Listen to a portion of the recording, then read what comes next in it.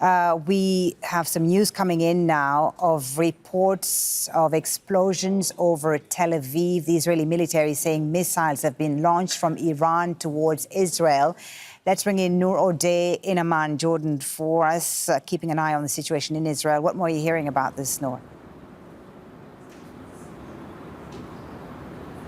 Holly, we are hearing that there are up to 30 Iranian missiles that have been launched at Israel. A few moments ago, we heard the sirens here in Amman.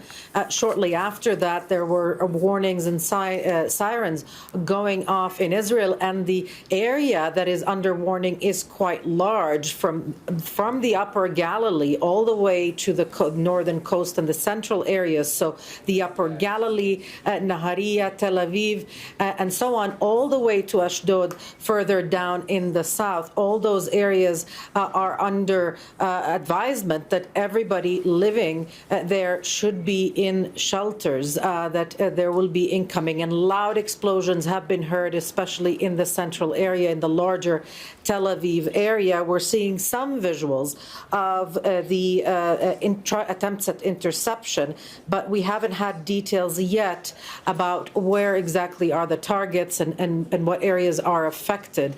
Of course, we have to remind our viewers that the reason why information is so difficult to obtain is because there is a prison sentence that citizens and journalists have been threatened with from the military censor, and so information is a bit difficult to obtain about the targets themselves and what is going on in terms of visual confirmation. Right.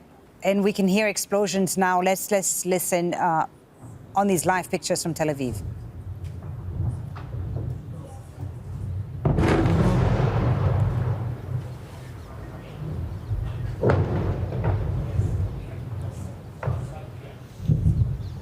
Several loud explosions heard over Tel Aviv, Israel, following the U.S. strikes on 3 Iranian nuclear facilities a few hours ago. The Israeli military says several missiles have been launched towards Israel from Iran. This is the first sign of them from these live pictures and sound we're getting from Tel Aviv right now. Nour Odeh is with us. Nour, of course, there have been in the last week several missiles launched from Iran towards Israel, which have led to significant damage within Israel and even deaths, of course. Remind us of what's happened over the last week. Over the last week, Foley, we've seen hundreds of Iranian missiles launched at Israel. In the beginning, there were large volleys, and most of them were intercepted. But over the past few days, we've seen fewer Iranian missiles, but a lot more damage, especially in the areas where people were able to, publish videos and photos, because again, we don't know all the places where those missiles have landed, but where we do know they have. We've seen buildings collapse. We've seen Israelis killed and get trapped under the rubble. We've seen extensive damage to infrastructure. We've seen also buildings and facilities like the Soroka Hospital also suffering extensive damage from the heat of the blast of missiles targeting areas nearby that are described in Israel as sensitive locations. So this is, Israelis are bracing themselves. And in the morning, we were just talking a few minutes ago, Foley, that it is quite early, but already Israel prepared its citizens that they expect the initial response to be directed at Israel, not at U.S. troops, and that really has played out quite quickly. Yeah. Israel is also talking about the potential of involvement from Hezbollah in the north, and that would further complicate things and really put a lot more Israelis in the crosshairs of fire. We have seen the initial response already, Nour. With these live pictures we're getting on Al Jazeera from Tel Aviv, several explosions heard over Tel Aviv in the last few minutes. Interceptions also seen in the sky over Jerusalem as the Israeli military says missiles have been launched from Iran towards Israel. This coming a few hours after the U.S. attacked 3 Iranian nuclear sites in Isfahan, Natanz, and Fordo. Nour, I want to ask you, you talked about the risk of escalation, of course, in the region. We are also now hearing from Yemen's Houthis who say the ceasefire deal with the U.S. was before the war with Iran, and that there are now options on the table. The Yemen's Houthis saying the response to the U.S. attack on Iran only a matter of time. So Iran's allies in the region likely to respond also, Nour. Absolutely. And we've heard also from Hamas, from the Palestinian Islamic Jihad. And earlier we had heard from Hezbollah warning against any targeting of the supreme leader of Iran. Let's remember how the peoples of the region view what is happening right now. This is, to their eyes and ears, extremely Orwellian. The U.S. president striking Iran, talking about peace, describing Iran as the bully of the Middle East when they have seen and experienced and lost loved ones for decades because of Israeli occupation in Palestine, in Lebanon, and now also in Syria.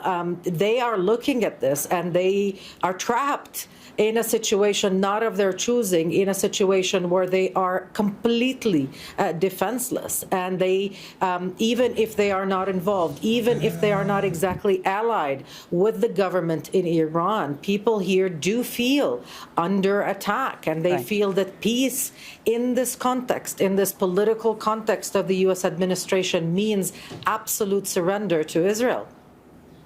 Okay, we have some images now of the latest explosions in Haifa. These would be the interceptions seen in the skies, the interceptions of the Israeli missile defense systems after several missiles were launched from Iran towards Israel. Nour, let me just ask you about the public mood in Israel. There is, of course, support for attacks on Iran. We've talked about this throughout the week here on Al Jazeera. But curious to know about the Israeli public's sentiment as their country gets involved in yet another conflict.